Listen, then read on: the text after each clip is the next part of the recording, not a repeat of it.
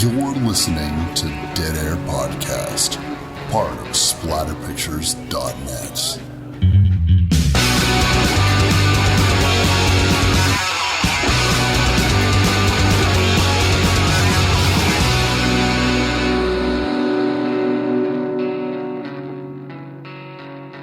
What's up, everybody? Wes, Dead Air Knipe here with always Typical Lydia. Today's show, we're going to be doing the 1987 Italian slasher classic, Stage Fright. Ooh, ooh. That's my owl. Or Deliria, or Bloody Bird, or I don't know. There's other colon titles with this, like Stage Fright, Yes. Bloody Owl, or whatever. I'm not sure. There's other ones. I think there's also one of the titles for this film is Aquarius, and I don't quite get that as an age of. I don't quite understand why that would be so, but regardless, this film is Stage Fright. Dear listeners, if you are confused, this is not a repeat. If you go back to episode 27, we did another film, a musical camp slasher called Stage Fright, which Lydia brought to the show because she knows my love of music and theater. And we loved that film when we talked all about it. So if you want to go back 10 years to episode 27, you can listen to us talk about the musical Stage Fright. Now, at the time, I definitely thought Lydia was talking about our owl-headed friend slasher that we're going to be discussing today when she first brought it up. But now, finally, at the request of Lydia for me to bring a moldy oldie to the show, I decided that it was time to do Stage Fright. And it is a perfect time for it because, yes, we have been like locked in the current era for far too long. And this is a doozy, I will say. This is an absolute doozy. And I didn't know what to expect aside from this crazy owl mask, because that is on the cover of almost every single cover for this. And from what I've understood in reading about this film after watching it, there was a cover somewhere of the fish tank that is featured within this for like split second getting smashed with an axe. And it's like, okay, that doesn't happen, but I mean, cool. So maybe that's where the Aquarius title comes from. Maybe there was a larger scene involving this fish tank, and that would have secured its place firmly within the 80s lionfish fish tank subgenre of film, which I am a fan. That lionfish scene is so fucking weird too, but which is going to be a word that we're going to be saying a lot, I feel like, today about this film. Fun fact, that image that you just described is on my Blu-ray copy of Stage Fright. Oh, good news. That's good to know. I was worried that it existed somewhere on a VHS copy once and was like maybe crappily photographed by somebody and disappeared forever. But to know that it's like tangible, that's really cool. Yeah, absurd is another word I would use here. Bizarre, dreamlike to a certain degree, but that is like part and parcel of giallo cum slasher. And I kept thinking about how this film feels like a film that's been made by somebody who was told what a slasher film was and had never seen one before. Right. But that's not the case. No. The director of this is an AD on some of the greatest filmmakers, Giamatti and Bava and Argento. He worked very closely with all those people on some great films like Tenebrae and other really popular films, and went on to do a couple interesting films, again, in horror. But it feels like they'd never seen a horror giallo or slasher in directing this. I feel like what we get from this is a fairly good example of life imitating art, art imitating life, because I suspect that the intense stage director with baffling, seemingly random ideas that contribute to the plot of this film might be not too different from the director themselves, who wanted to affect the audience with something that doesn't make sense. Because if we go back to what Peter said about a certain aspect of the play that is central to the plot of this story, and the producer saying, why is there so much, why does the victim want to have sex with the killer? It's for an audience reaction. And he admits freely that it doesn't make any sense. But he's not doing it so it makes sense. He's doing it so people are interested in it. And a lot of it doesn't make sense. I can get that. I get that sort of theatrical ploy of the bizarre, dreamlike. It was much more popular in the 70s and 80s as well. So it's the sort of thing that now we would need a whole bunch of YouTube videos called The Ending of Wes's Bizarre Film Explained. Because people just aren't open to that sort of theater anymore. And maybe they are more so in Europe, where this film was really, truly filmed and made and done. Even though, like you had pointed out in our preamble before we started recording, much like my pet favorite film Pieces, they try and pass it off as being elsewhere. And everyone's American, right? That's exactly right. Now, this isn't something that's unique to Italy, although if you look back at Italian films, you brought up Tenebrae, you brought up, the films of that nature, and also films like Demons, making things as popular and generic as possible in terms of their setting. Because for whatever reason at the time, maybe this was true, maybe it wasn't. It seems strange to me, but it's like, well, if this film takes place in Italy, no one's going to want to watch it, or it's not going to be as appealing. But that's not unique to Italy, because if you look at the string of Canucksploitation horror films, the slashers that were coming out during the golden age of the slashers, they also scrubbed away everything. Black Christmas hired some of the most Canadian actors in the history of Canada, and then they just put like a little American flags on everyone's desk to give you a sense that you're not watching a bunch of Canadians talking to each other. There's tons of horror movies that do this type of thing. This film has the benefit of taking place within a small area, just really one big set. And because of that, because of the limited outside shots and other locations, it's virtually impossible to tell where this film comes from. Except for some of the ADR. Yes. Which is a dead giveaway. And not all the time. It's very well done that way, actually. It's very well crafted. And we're looking back at it through a lens of, we're very used to seeing what sort of film stock that European films were made on, what sort of clothing decisions and costuming. We're creatures of pattern recognition, and we can look back in time and see all this. At the time, I'm pretty sure they could have pulled the wool over some theater goers' eyes, whether people cared about that sort of thing or not. There's not any huge name actors and actresses that I know of, and I'm no specialist when it comes to European cinema or giallo by any means at all. But I'm pretty sure that this is all a room full of no names, aside from the AD and writer. Or I said AD, I meant the actual director, sorry. This film also is just outside of what's considered the golden era of slashers, 1978 to 1984. This one came out pretty late, when even the idea of slashers were becoming harder and harder to market, because the biggest franchises were extremely long in the tooth at this point, and also the violence wasn't selling the way that they wanted it to.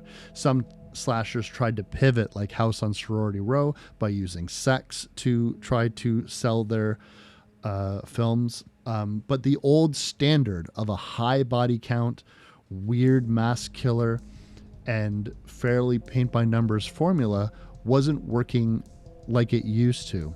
Audiences weren't as interested. The trend of horror was evolving, as it always must. It will come back around again in a few short years.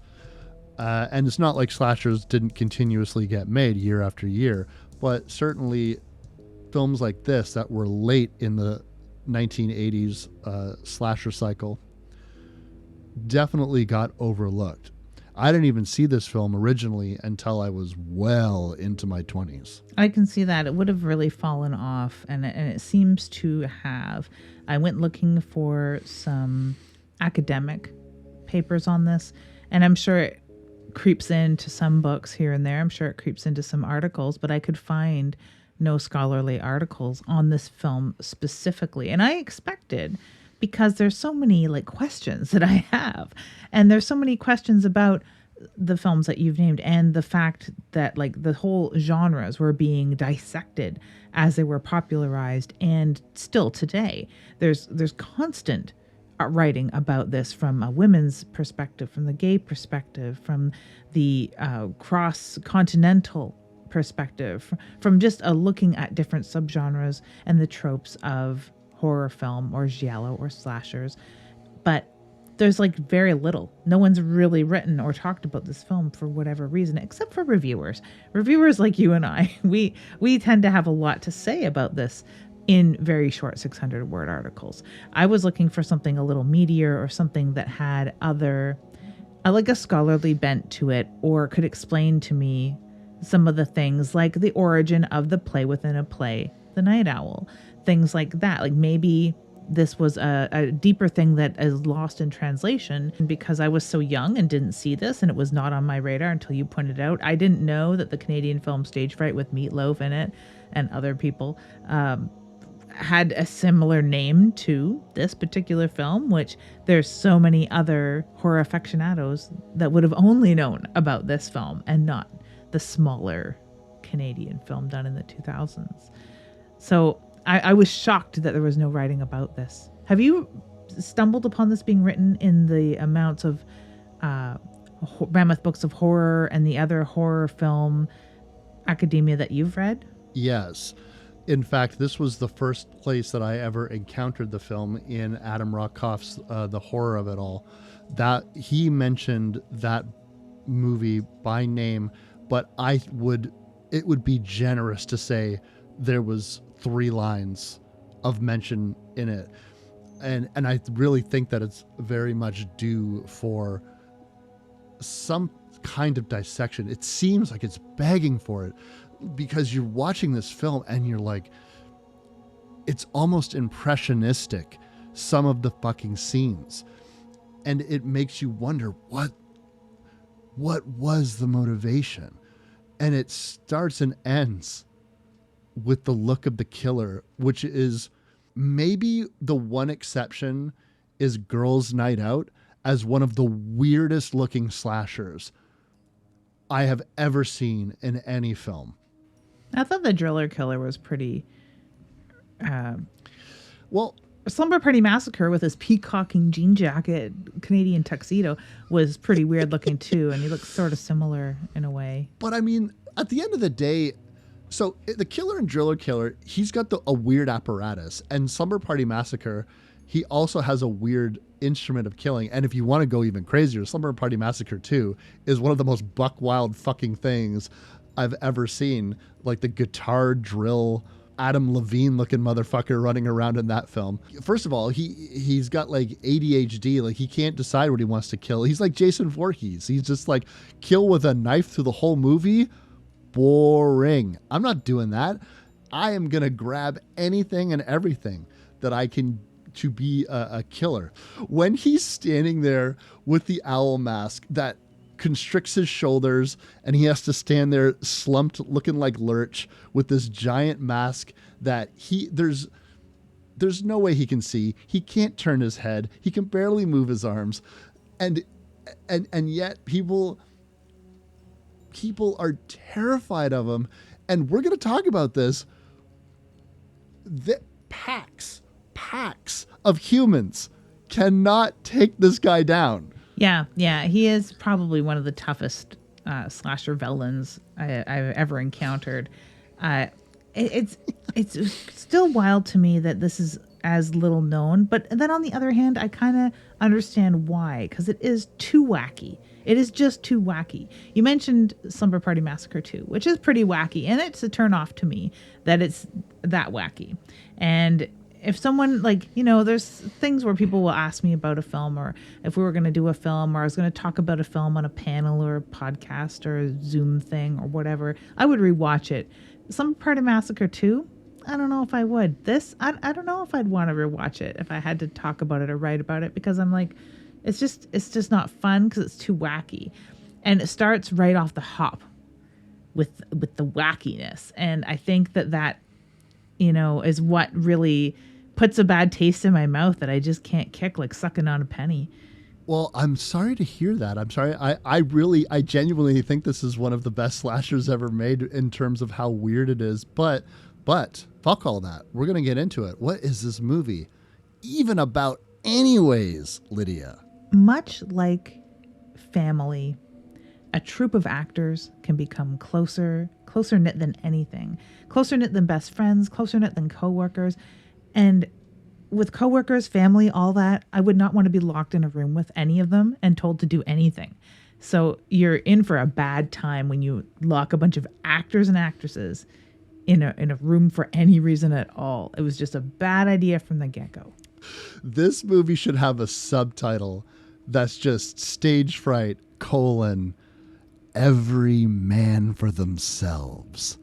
You are not going to see any heroism in this movie. These people, like you said, barely like each other, and in a crisis absolutely will fuck each other over, up to and including what is supposed to be our final girl has one of the most cold-blooded, better her than me scenes I've ever seen in my entire life. They make absolutely no attempt to fucking redeem this character whatsoever, and I'm kind of in love with it. But I couldn't agree more. Like, this film's preoccupation with actors, and specifically theater actors, is what I find so interesting. As somebody who knew a lot of theater kids growing up, and the dynamics and people who went on to become on stage professionally, and discussing the dynamics of those situations, this all seems completely in keeping with me. But what we're going to start out with, Lids, is we got ourselves a streetwalker, a woman of the night, and she is smoking, and she's got, you know, a very bad wig on, but that's okay. Everyone kind of, maybe you're supposed to know that it's fake. And what ends up happening is you think that you're getting an opening sequence to a typical slasher movie. They always have that initial kill, hit them in the balls, let them know what you're in for.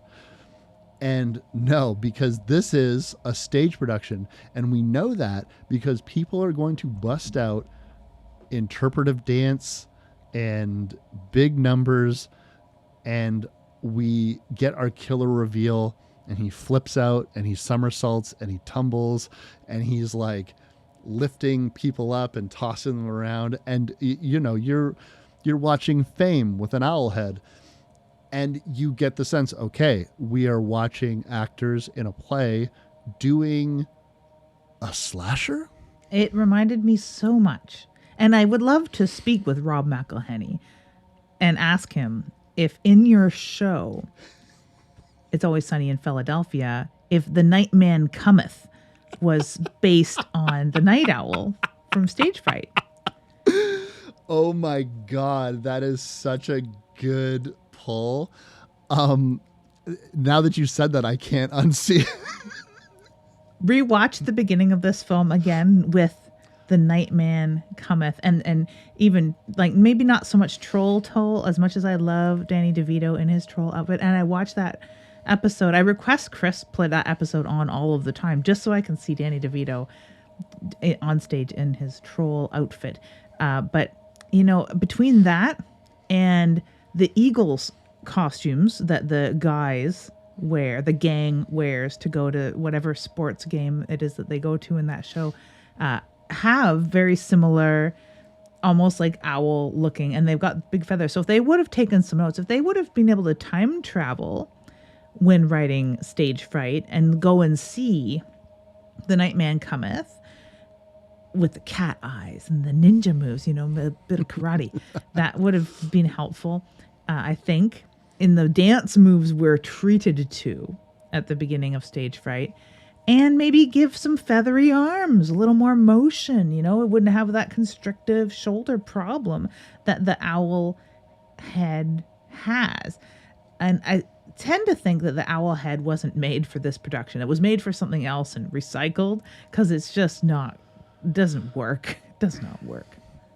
It looks like something that would be on someone in a parade, or it's hard to really pin it down, or it's a portion of a costume, because the head and neck part is so humongous. You would think that it was meant to go over a full body suit, like you're at Disneyland or something like that. And when we pull back, we see our cast of characters. Now, Stage Fright has a massive body count because there is a lot of characters running around, and there's not a whole hell of a lot of extras. So everyone that is present in this scene is basically going to be your characters that you're going to be following around for the rest of the film. This whole sequence, oh, by the way, is interrupted because if things weren't bizarre enough, we have saxophone playing Marilyn Monroe's. We have people jumping all over the place. We have an owl-headed killer who is menacing victims on the street. They all capture him, place a gun to his head, and then strip him down. Now, the actor wearing the owl head, and, an actor in two senses of the word, because this is indeed Brett, who is the actor that has been hired to play this owl-headed killer for the production. He is wearing a body stocking, and the idea is like he is stripped down naked, you suppose. It's hard to really say, because you're like, is this supposed to be nudity or like a ballet or something like that? And then you have his would-be victim sort of like close to his crotch, and you're like, what's going on here? And I'm not the only one that's confused. Lydia, you're not the only one that's confused, because the person who is funding this fucking production, Ferrari, great name, asks Peter, the director, what is the point of this scene? And we find out from dialogue that the premise of this is that the victim of the killer is trying to seduce the slasher. That's the idea, is like the victim wants to have sex with the killer. And Ferrari says, this doesn't make any sense. And Peter says, yeah, okay, it doesn't make any sense, but just think of the audience reaction. And that, if that is not a director speaking through his characters to be like, don't worry about it. Yeah, it's weird, but it's interesting. It is. And it also explains why my husband's attention was riveted at the very end scene, because he didn't really watch the film with me. He was reading and looking up at the screen from time to time. It wasn't until the very end scene where you see Angel Marilyn with their saxophone bleating out this horrible song that comes from the beginning. And he had the very what the fuck moment look on his face, which I rarely ever see. And it was notable. So I had to show him like where that had come from. But yes, think of the audience reaction. That was the audience reaction. Not only was he intrigued, I was moved to show him more of the film.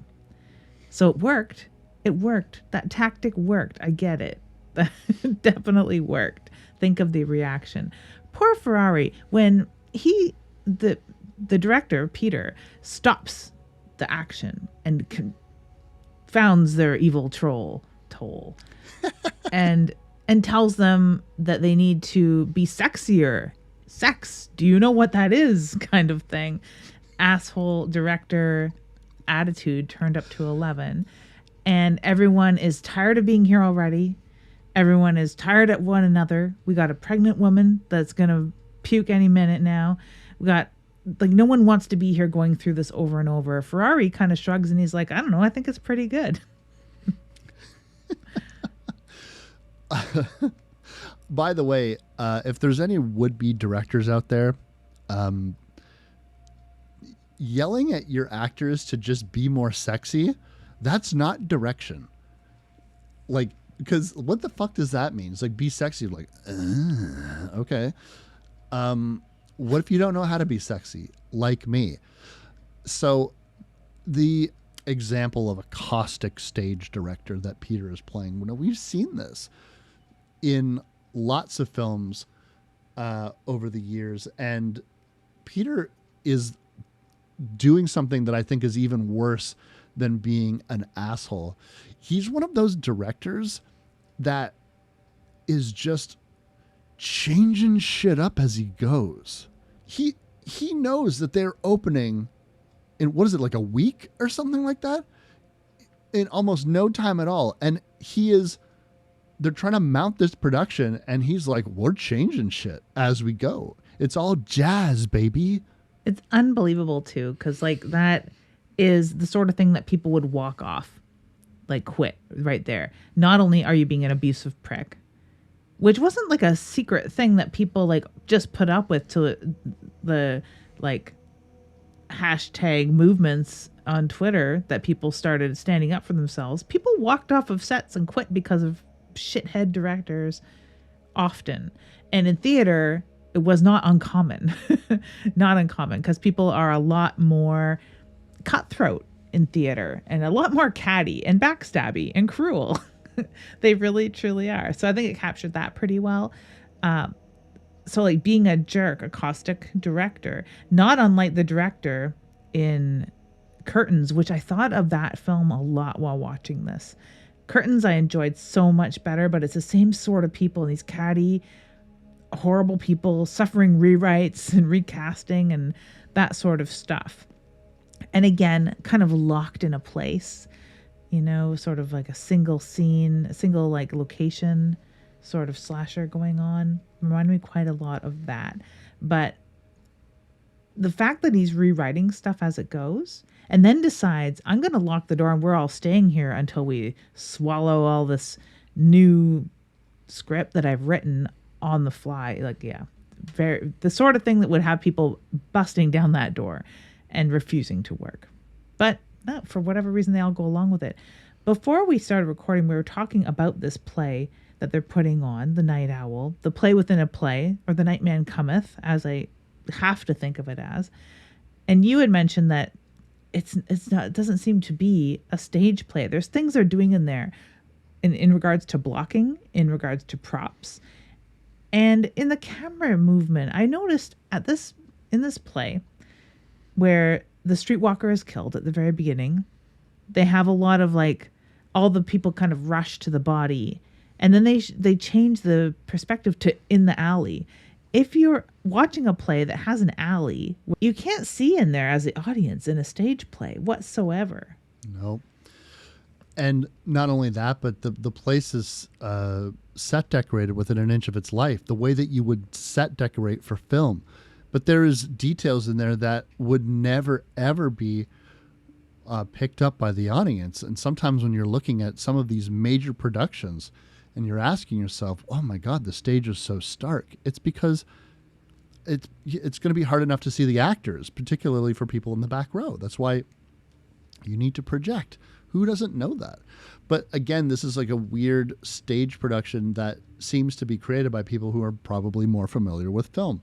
And so they don't really see any difference, or it doesn't really matter because that's all just the boring details. Because the real details is we got to get to some killing, and not stage killing, Lydia. We need some real killing. But in order to do that, we need ourselves a killer. And how do you get a killer into a building that is locked? Well, first you need to get people out of the building.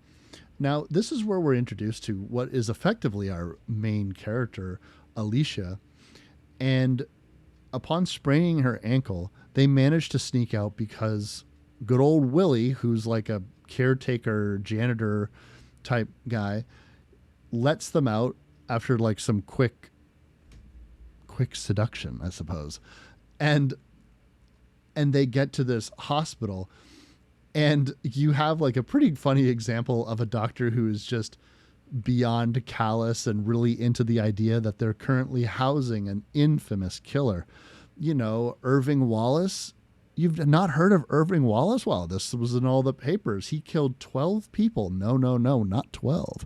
16 people. He was an actor on stage. Hey, just like you guys, but he went nuts and went on a killing spree. And he's right here because there's something to do with his case. Although that's such a flimsy excuse, because you're like, so a guy killed almost 20 people and there's like some problem with his case where he's not in like a maximum security holding cell. Like, no, he's just in like a weird hospital that he's going to definitely escape from.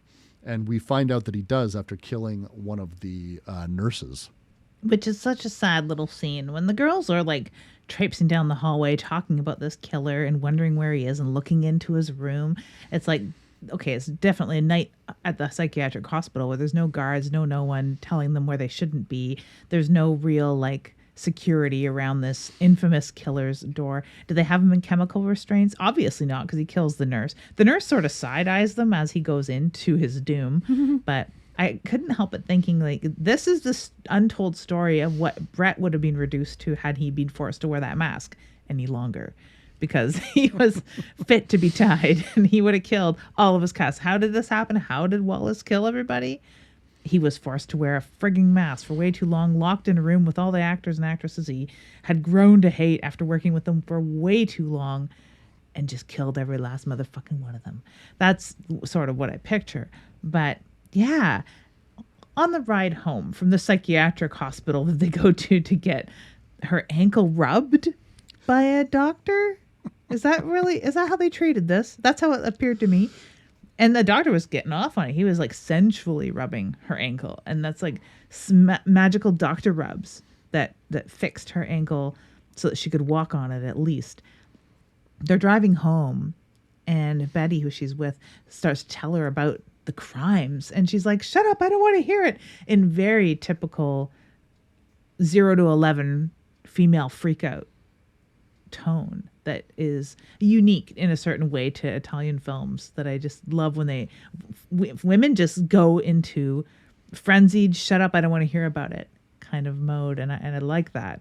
We don't really get another taste of that throughout this film because everyone gets a little more balanced as it goes on. But yep, shut up, I don't want to hear about it. Yeah, I think that doctor probably heard Peter's direction. He was like, sexy, more sexy. Don't you know what sex is? He's like, all right, I'll rub this ankle as sexually as possible. We get our first big kill with old Betty. And this is a kill that I really like. I think that I will say, I really like the kills in this film. And maybe that's what saves it for me. In some instances, they could be a bit more graphic, but there's plenty of incredibly graphic and well choreographed kills. Betty's kill is one of my favorites. It's a pickaxe right to the mouth. And the way that she sort of folds over is really effective and cool. It looks great. It looks like something that should be in My Bloody Valentine, but it's unique to this film.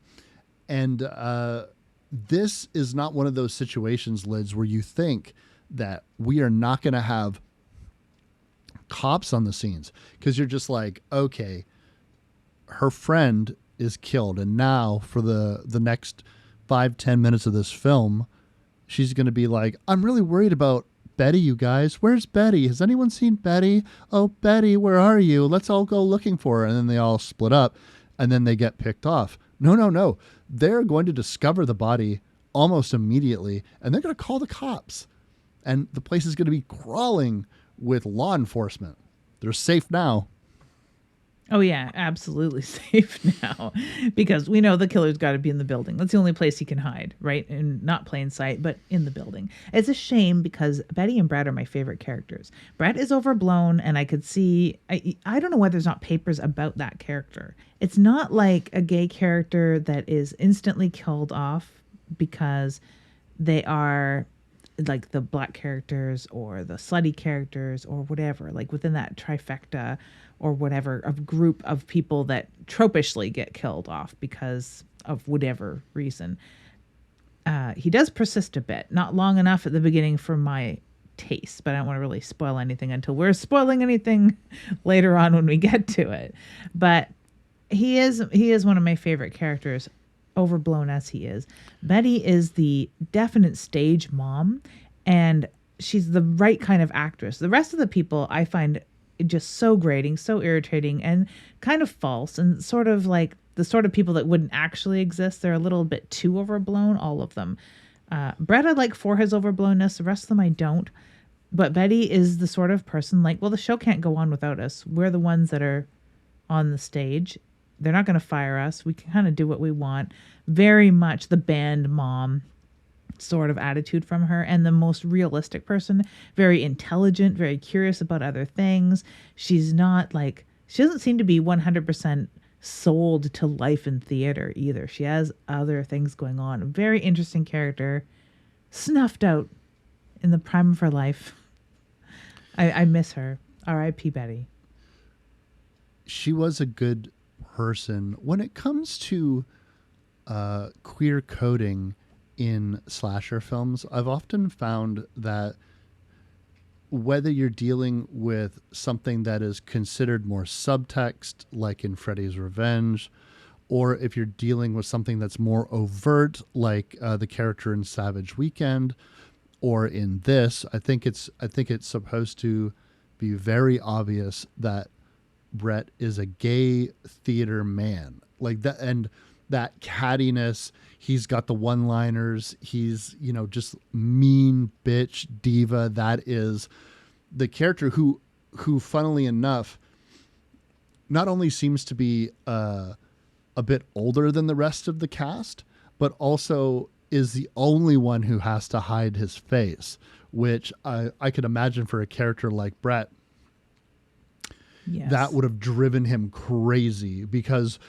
who gives a shit if you have one of the major roles in a stage production when you're wearing a goofy mask and no one can see your fucking face.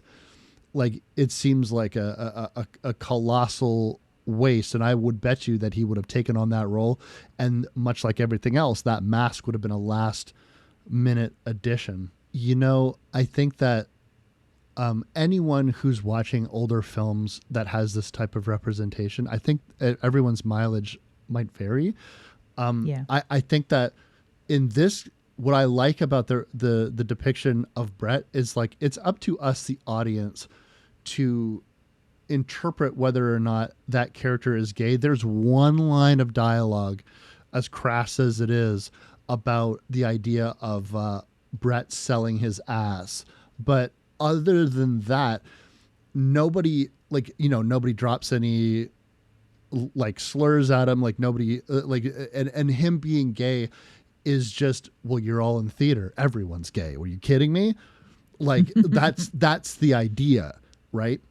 So I think Brett's a really good character, and I think the only thing that's like from people that I've shown this film to, he's always everyone's favorite character, and he gets a little shafted in his demise, I think, like, but I also think there's almost like more empathy to his death than really anybody else's, and people seem genuinely upset that character dies, which is more than I can say for literally fucking anybody else that gets killed in that fucking movie. Because, man, and I can't emphasize this enough, this is not like in the face of tragedy, people come together and they learn how to get along. These people didn't like each other at the beginning of this film before people started getting murdered. And after they got murdered, they liked each other even less. Yeah, no, it's very true that the two only really likable characters get killed off or eliminated way too early. Brett's interesting because I've known so many people a lot like him, gay or not gay. And I think that's the familiarity. Betty, same thing. I've known a lot of people just like her. The others, not people I'd want to know. They're just not people I'd want to know. Not one of them. Maybe Ferrari, whose name I kept forgetting, if you can believe that. I know, right? He's got like a name that sounds like a fucking 12-year-old came up with it. It's like, what if this guy's name is Ferrari? I could see it being a common last name, but then they could have called him like Aldo Ferrari, and then we would be like, oh, it's his last name. When the cops get that body out of there, all right, back to your production. Don't worry about it. It's not like this building's a crime scene now. It's not like there's a murderer on the loose that I guess they're looking for. But they all go back to what is effectively like some of their last minute rehearsals.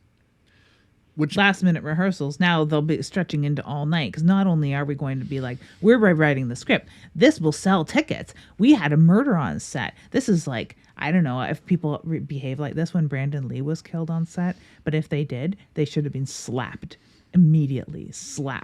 But no, it'll sell tickets, we're going to rewrite this, and we're going to do this, and you know what, we're not leaving till we got it, so I'm going to lock the door, and here you go, hide the key so I don't even know where it is. What the fuck? First of all, that's definitely a plot point that only exists so they can. And why doesn't anyone just run? Well, they hid the key, and now no one even knows where it is. The second thing that I thought was interesting was making the film about Irving Wallace, the escaped mental patient who just killed one of your colleagues. Why does Brett still have to wear the fucking owl mask? Irving Wallace, at least at the start, wasn't wearing the owl mask, but he will be soon, because Brett is going to get knocked out and tied up. He's not dead yet, which is a weird choice. But Irving Wallace is now in the building, and he is assuming the identity of the killer. And they're doing a scene, and Peter is barking orders to get him up there. And then one of like a scene that's forgivable in the sense that why is everyone standing around? Because when we have our actress in danger and we have Irving Wallace showing up there, and he starts throttling the life out of her, and the director's like, kill her, kill her, kill her. And when he pulls out the knife, Peter has this hilarious line that's like, what's the knife got to do with it? And just starts stabbing, and Peter seems in shock or entranced. Alicia is trying to get everyone's attention that this is really happening. And the killer makes his first or second kill, and this time in front of everybody. This is not one of those situations where in a slasher film, Lydia, you know this, maybe the audience doesn't, but in a slasher film, how do you get an excuse about how, let's conservatively say 5 to sometimes 10 to sometimes 12 able-bodied individuals are killed by one person, one at a time, sometimes 2 at a time, depending on the film, but one at a time, and no one can overpower this individual. Now, when you're down to 2 people and you have one big killer, if they're like a big, strong person, I could kind of see that. They do this because people don't know what the fuck's going on. Half the time that people are killed, more than half the time that people are killed in slasher films, they don't know that anything is going wrong ever. Go back and watch all of the biggest slasher movies from the golden era of slashers. People don't know what the fuck's going on. They die knowing that they were looking around for people, and then a hand goes over their face, or they see a weird guy and they're dead within seconds. And that's it. This film, they know from the jump that one of them got killed, and then they see another murder in front of all of them, and they know the killer, how the killer is dressed, and that he's in the building, and they're all locked in there. So you ask yourself, how on earth do you get away with the idea of one man killing like 10 fucking people? Well, you do that by having them not help each other at all. That's one way. And you also give him the magical powers of having killed 16 people, now 17. And maybe you don't want to fuck with that. Maybe you just want to put your hands up and back away. I mean, there's not far to go. Maybe we'll start scrambling for the key. Or maybe we'll start barricading ourselves in separate rooms and fucking arguing. Maybe we'll do that. That should scare him off. No, it's very true. The only other scenarios I can think of in slasher films outside of not knowing what's going on and having a black gloved hand over your mouth any minute is the camera angle on the subject who walks into a room or around a corner or wherever, or has someone walk in the room and they say, "Oh, it's you," because they know who the killer is, and seeing they're dead.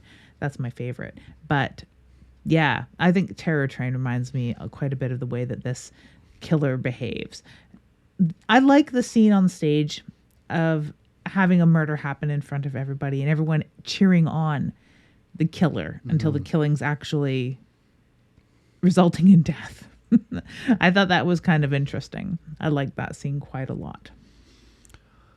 I like how they immediately just start rifling through Corinne's purse because they need to get that purse, or they need to get that key, but alas, it's not in that bag.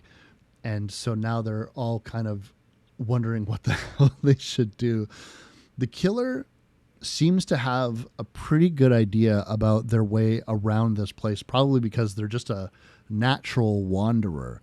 And we're going to be like splicing in and around a few characters here, but the second anyone is separated, they're pretty much toast. But also don't think that sticking together is going to help you whatsoever.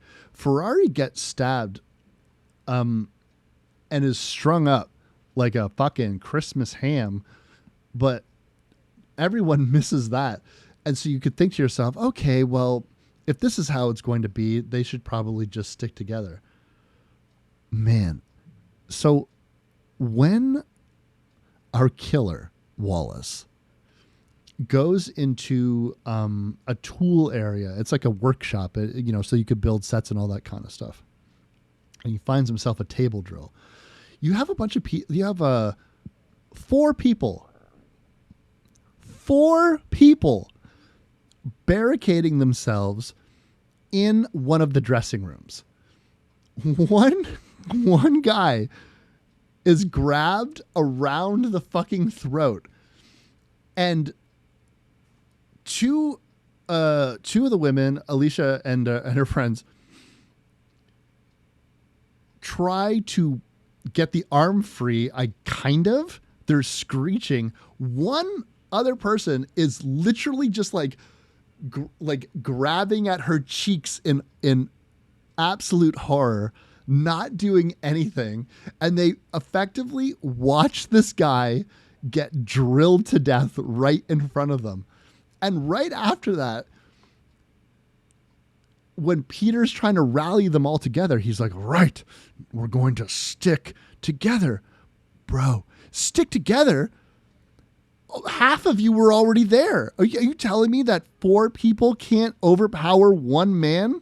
Yep. He must have supernatural strength. He just simply must. He put up with his restraints. And no doubt he was drugged because they were trying to inject him with something at the psychiatric hospital. He must be supernatural because it's not like a pill you can tongue when somebody is stabbing you with Thorazine or whatever it is to keep you in chemical constraints. So he fought against that. I don't know how quickly he got to this stage hall, wherever it is that they're practicing this theater, from wherever the psychiatric hospital was, because maybe he flew, maybe he is the night owl, maybe he is the night man, and he just appeared there somehow. He does have some sort of supernatural power in that way, not like overt, but he is, the strength of 10 men or whatever that trope is. They can't pry his arm off of him. He can drill through a door. He can heft that drill. That was a table drill. That wasn't like the driller killer drill. It wasn't a Makita. It wasn't a power cell. It was a table drill that weighs a ton. And he hefted it, carried it, dismantled it to a certain extent. It's got to plug in somewhere. He's had a hell of a time, I guess, with this thing. But he's wrangled all of that and then one-handedly constrains another man. I don't buy it. Of course, it does make for great theater because we've got the theater blood mixing with the real blood spilling under the door, and the door is like a macabre mess, and it's a very good actor's death. You know, it's very grisly and grotesque, and it's fun, and the screaming women add to it. You know, I'm missing that paper on sexism in this film. I wish someone would write it, especially about, you know, I like that nobody dies as a result of sex in this, but we've gone past that to the point of pregnancy. We have pregnancy as a convention in this film, which doesn't enter a lot of slasher films. Aside from usually the girl saying that she's pregnant and using it as some sort of social currency, or the man having some sort of misgiving or turning a new leaf as a result of pregnancy, we just have a puking girl who shouldn't even be there kind of thing. That's what we get from our pregnancy in this film. I'd love to see a paper on that too. It would be really interesting. You do forget about that plot detail a lot.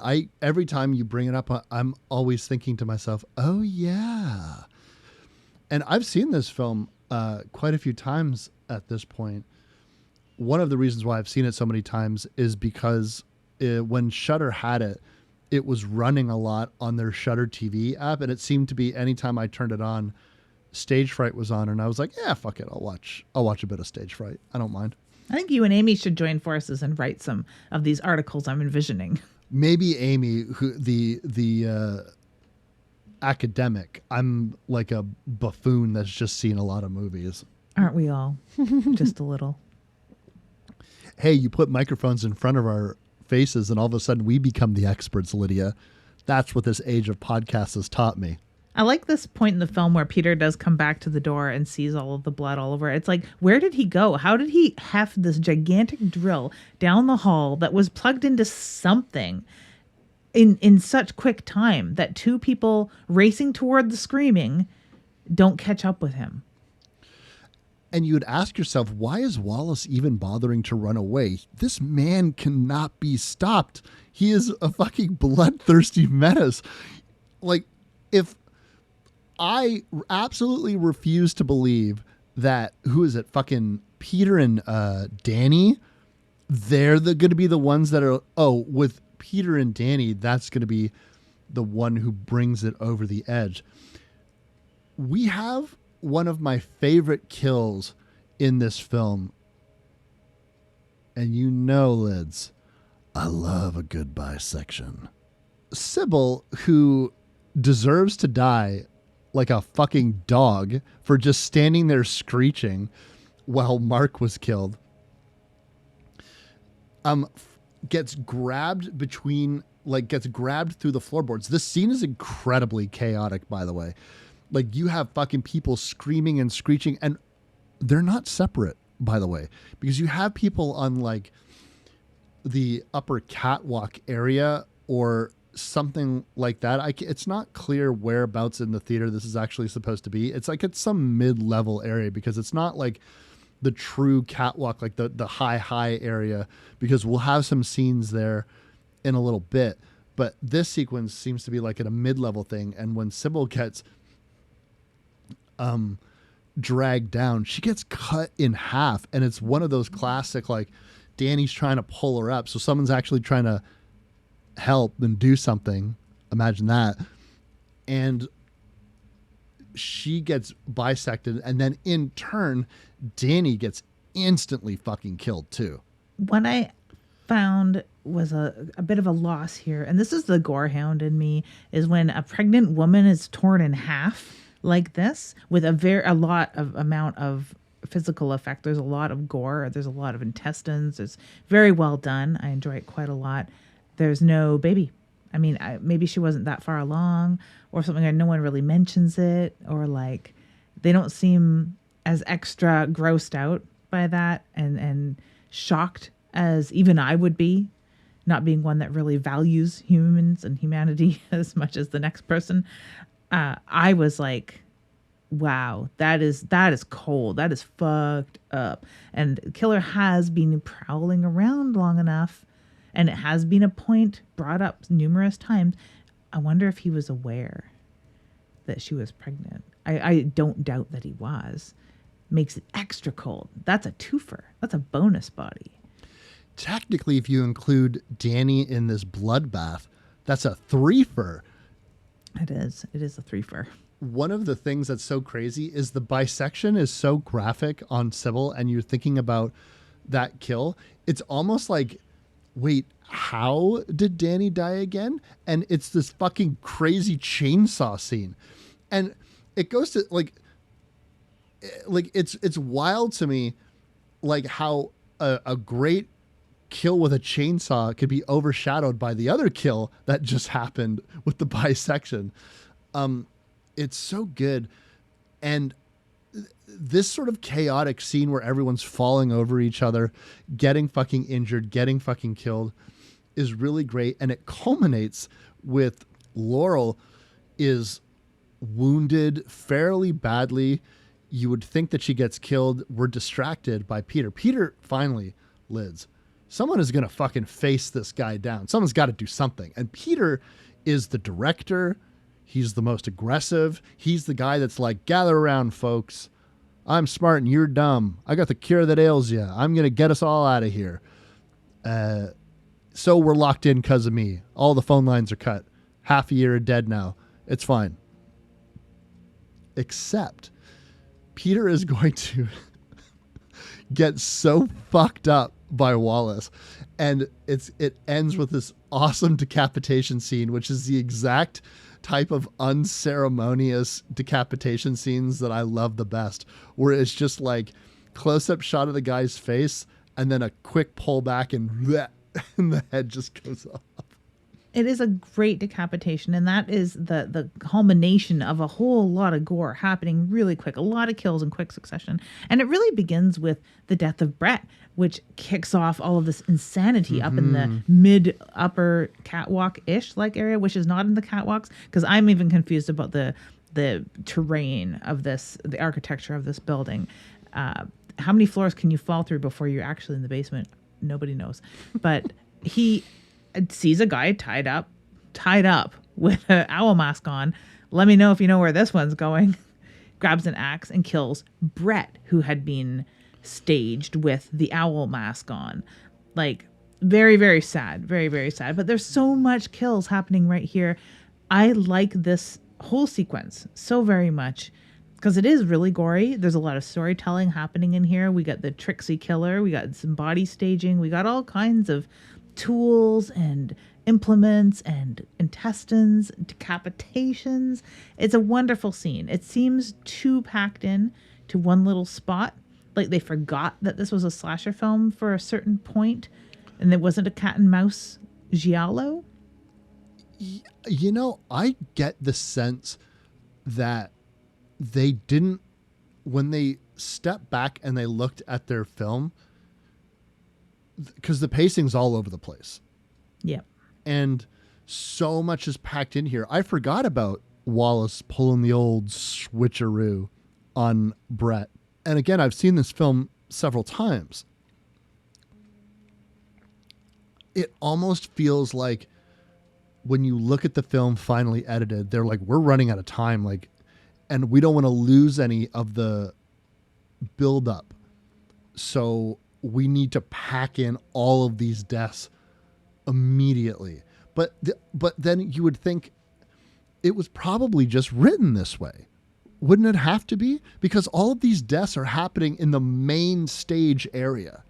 That we can all agree on. Even though it's different levels, all of these characters are in one spot together. And it's carnage. And it's carnage because nobody is trying to help each other. Nobody. It's basically just like if this was a superhero film, this would be the first time the team all worked together, but they've never worked together before, and they all get their asses kicked because you're not working as a team. It's that fucking sequence.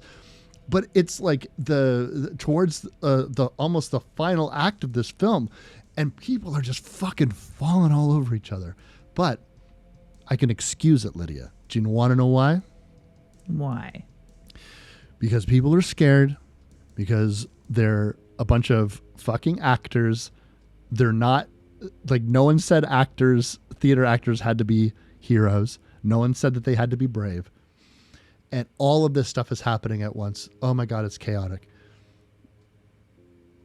And it doesn't matter how cruel and chaotic that they look, because Alicia is going to just fucking be ice cold in this next scene. One of the most, I'm shocked. The most shocking thing of everything in this film is this scene. And I'm taken aback because every single time I see it, I have one question to the director, the writers, anybody. This is your final girl? Are you fucking kidding me? I think she behaves pretty rationally, unfortunately. Yes. So if we're going for, well, this is just very realistic. Of course, you're right. Of course you're right, Lydia.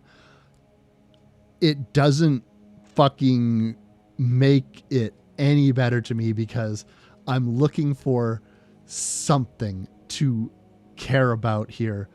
For the love of God, can you make me like anybody that's still alive? You can't even make me like the final girl. Could she try to help this fucking woman? Laurel is found in the shower by Alicia. I would say. Alicia. Okay. We're going to go with Alicia. She finds Laurel in the shower and she is fucking hurt. She is like sprawled out. There's blood everywhere and the killer is coming. And the killer, listen to this, gang. The killer puts his face up against the shower curtain with that fucking stupid owl mask. And Alicia is like just not moving and she's just looking ahead. And then, well, the obvious person is the person writhing in pain with a shower covered in blood. And so Alicia just watches as Laurel is picked up to her feet and Laurel looks at her, almost would say like she's like breathlessly asking for help, do something. And Alicia, like, yes, she has an expression of someone who might be scared, but it comes off more to me like, better you than me, bitch. And then like Laurel is slowly stabbed, like, and then she just dies, like wilts and dies and is dragged away. And Alicia does nothing. And yes, it's realistic, still ice cold. Yeah, and I can't see it going any other way. She has no real weaponry. She's not going to save her friend. She's probably already half dead, really, honestly. Like, she would just have, that would just be the end of the movie. Like, he would have just killed them both, quite obviously. This is the guy that carried a stand drill around somehow and drilled a guy through a door one-handedly. I don't see anything wrong with that scene whatsoever. I'm not looking for a hero in her at this moment. No way. And that is exactly the stuff of nightmares. And this is what cements it in the horror genre, because it's a horrific scene and it is a state of horror and gore combined that is terrorizing. It's a terrorizing scene. It terrorizes the viewer, and if you put yourself in anyone but the killer's shoes, it's terrorizing. It's a nightmarish scene that you wish on nobody. So I like it. I like it a lot, and I think it works. It's one of the redeeming moments to me. I want to be clear. I like this scene. I don't dislike this scene. I think it's fucking hysterical. Like that is what it is. And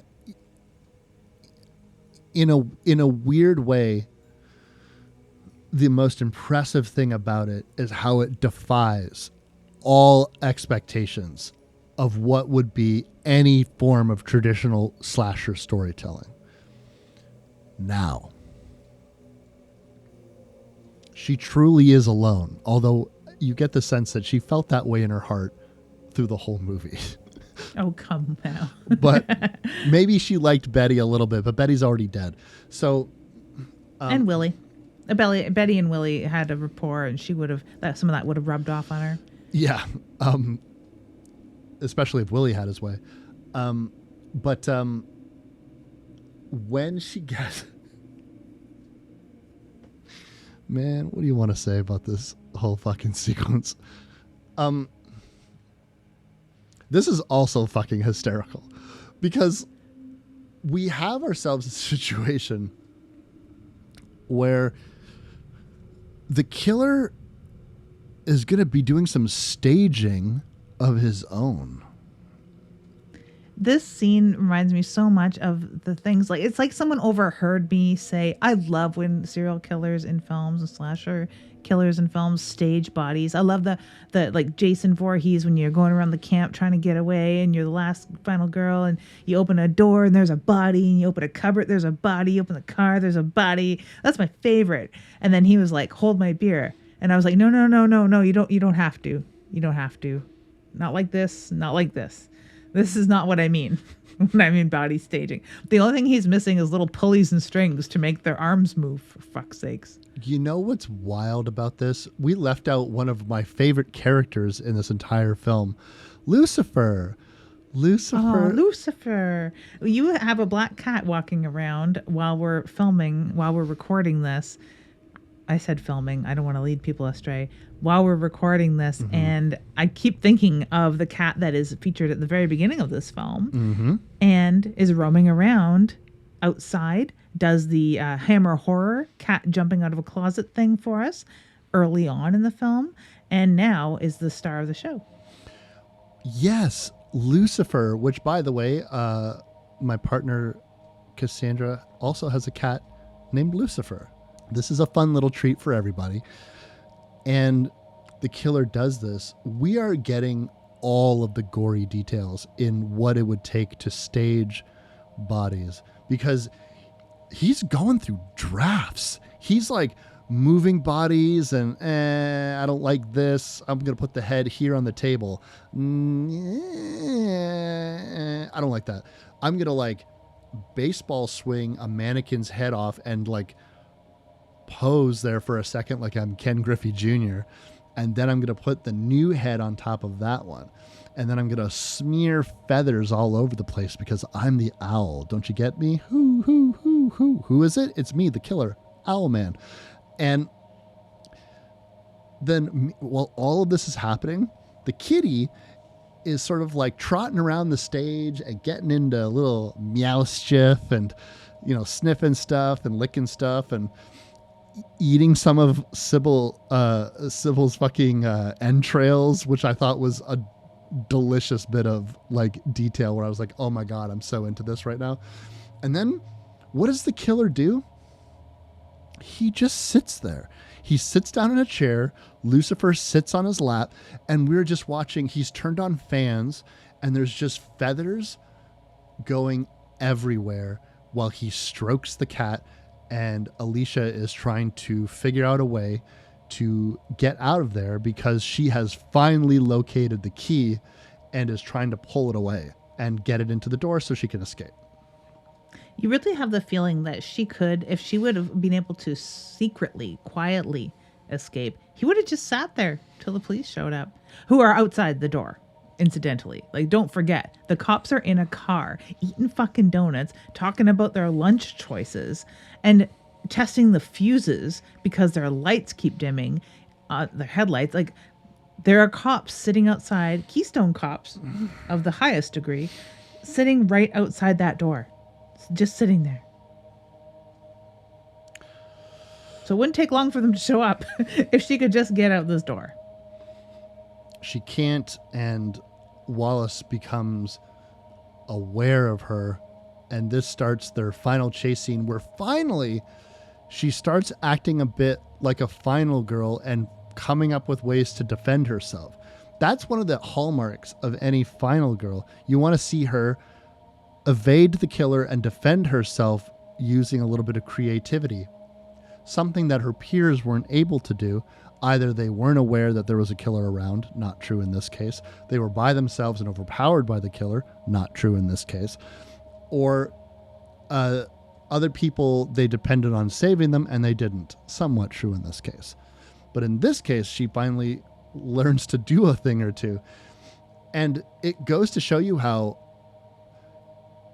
like, when Wallace is finally attacked, he reacts very largely to pain. He's not one of those guys. It's not like Jason Voorhees where you're going to shoot him and he's going to keep coming forward, or Michael Myers. This guy is more like a ghost face. Like, he twitches and flails and gets injured. Like, and I definitely feel like she's able to really capitalize on the fact that he's wearing a big goofy mask, because she keeps fucking with his vision.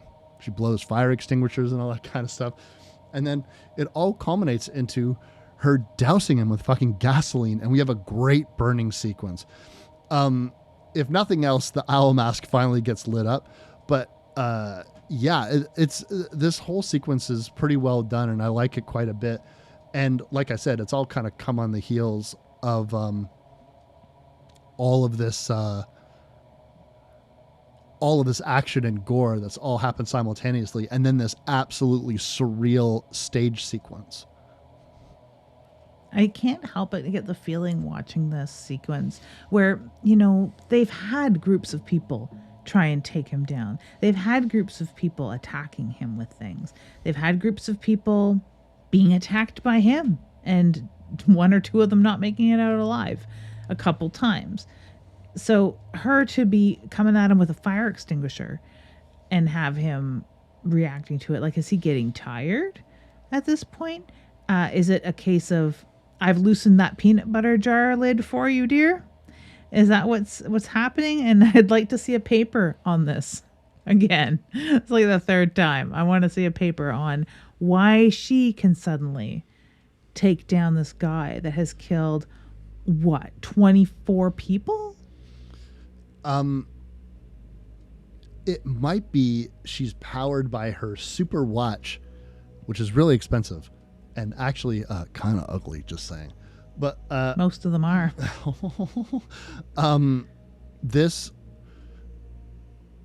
She manages to overcome the killer, and well, the cops are here and they're wheeling bodies out and everything's all fine and dandy.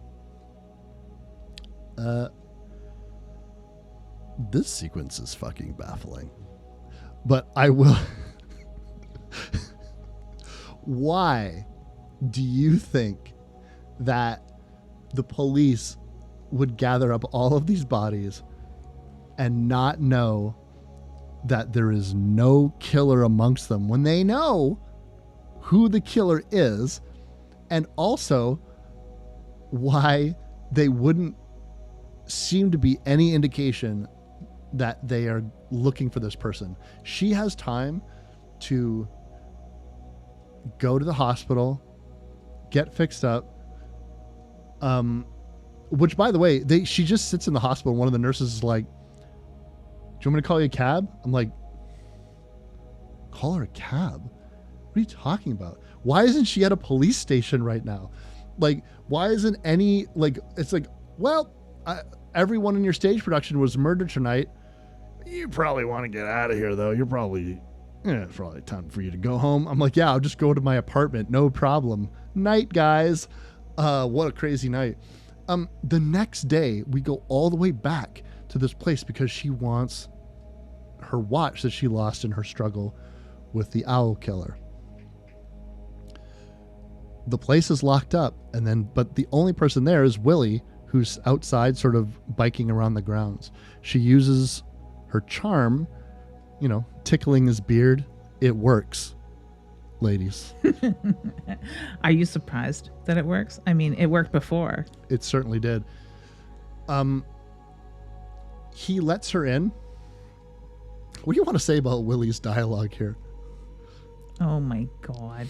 I'd like to see a paper on this because, I mean, we already understand, and I had an inkling at this point, I suspect, that the mystical Negro just does not fly. It's not a good convention. It's, used sparingly. Indian burial ground is not a good convention either. Mm-mm. Now, a brain damaged Negro man, not cool. Not cool.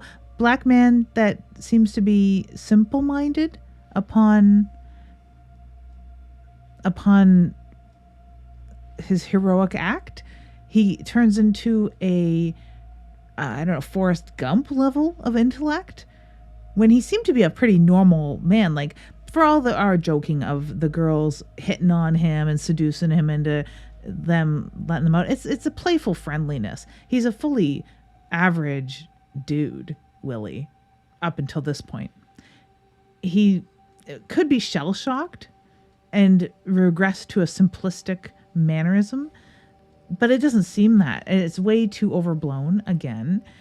And this film has a problem with overblowing their characters to a cartoonish degree. It seems so insulting to take this dude who you've already been treading a line with, insulting him through the whole fucking film because they tickle his beard and be like, you can just let us out. No one will get in trouble, Willie. And he's like, oh, shucks. Sure, here we go, girls. You just don't do anything I wouldn't do. Sort of attitude, which works. It works. But now it's insulting, I find. I find this whole right between the eyes thing. The conversation he's having with her about, like, hey, you had that gun. You could shoot him right between the eyes, like I taught you. This is how you hold the gun. This is what you do. You shoot him right between the eyes and it would have been fine. That part of the conversation's fine. And then it devolves. It's very strange. We forgot to mention that in that final struggle with Wallace, she does have a gun, but at the time we don't know, is it not loaded?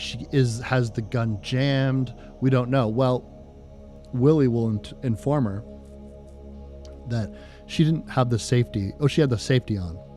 So he went and left to go get the gun to get the safety on. Now, she does find her watch and is distracted for half a moment, and then boom, Wallace is not only is he not dead from falling from that massive height or also being lit ablaze, he is strong enough to try to take her down, but Willie shows up and shoots him in the back of the head, and it comes out right between the eyes. So technically speaking, you got him right between the eyes, like you had said. Willie, you saved the day. Two buck wild things about this fucking sequence. One, I suppose Alicia's in shock. She just gathers up her crappy broken watch and just walks out the door, and Willie is just having a stroke or babbling or sundowning, whatever you want to call it. And he was just like I said, right between the eyes. That's what I told you. I was going to do it right between the eyes, and just keeps repeating that. And our last sequence is a shot of old Wallace on the ground, but he's not dead for some reason, getting shot clean through the head, the center of the head. And he kind of looks at the camera and grins.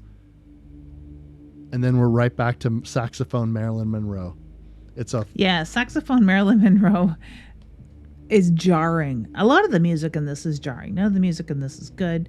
None of the music in this really fits. And this end scene is a reprisal of the music played during the dance rape sequence at the beginning of The Night Owl. The very Nightman Cometh scene.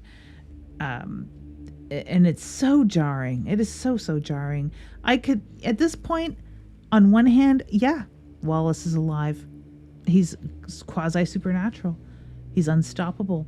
He's off to kill another 18 people or whatever. On the other hand, I'm like, it was an accident and they're bad actors, and he breathed and blanked at the wrong time. That's all. They should have cut it earlier. And then they thought, no, let's leave it in because the audience will love it. I loved it.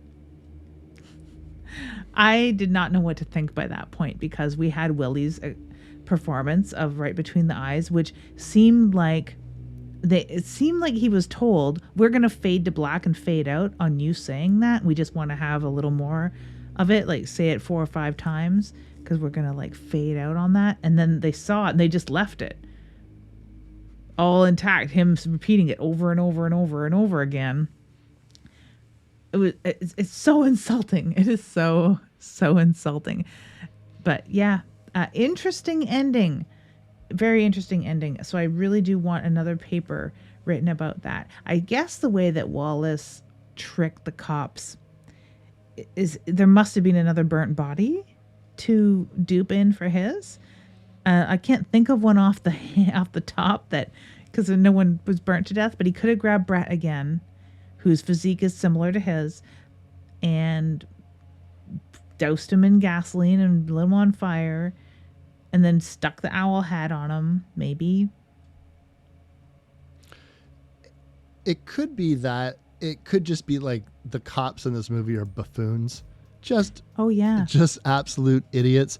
Too busy worrying about if they look like James Dean and Marlon Brando and all that kind of shit. They're just like, I will say that Alicia does this helpful thing. If I have a hard time remembering the names of all of these characters, she will count all of the victims in her mind, including saying their names. So it's super useful for me because I'm so bad at remembering characters' names, and this cast is pretty big.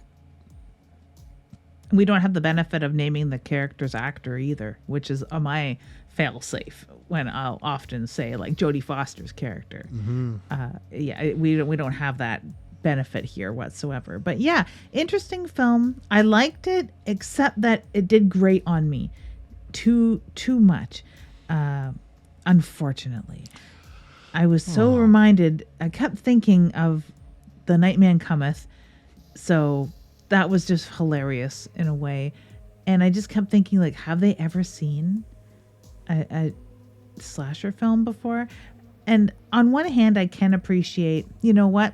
Maybe they're tired of having a kill every 13 minutes and having that like thrum of kills every so often to keep the audience entertained. And they're like, no, we're going to throw that out the window. We're going to have 2 kills off the top, a big gap of everyone being idiots to one another.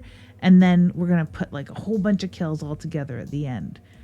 Like a little smorgasbord of kills all at once. Like I can appreciate that.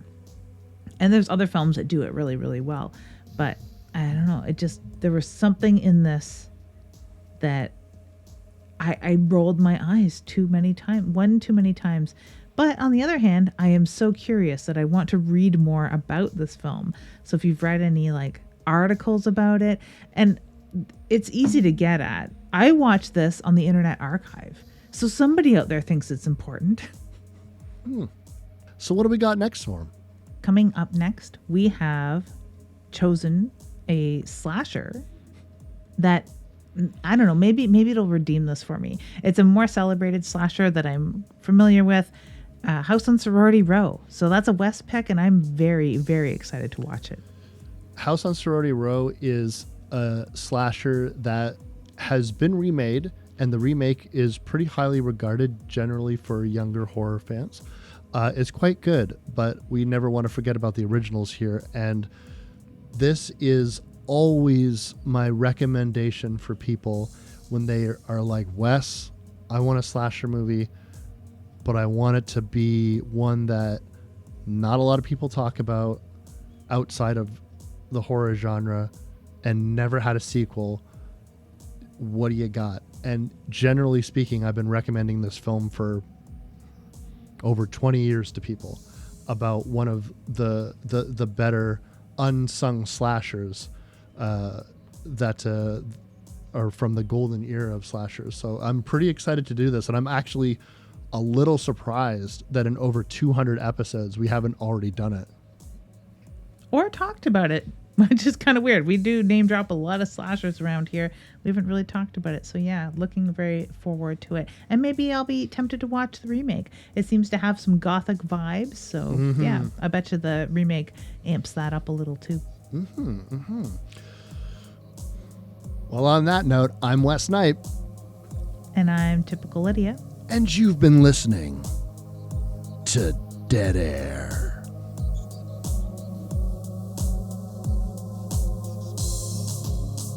If you like this show, you can find more episodes and other content on splatterpictures.net, Spotify, Stitcher, or wherever you download your podcasts. You can also find us on TikTok, Twitter, and Instagram. The show is edited by Lydia Peever and hosted by Lydia Peever and me, Wes Knipe. We'll see you next time.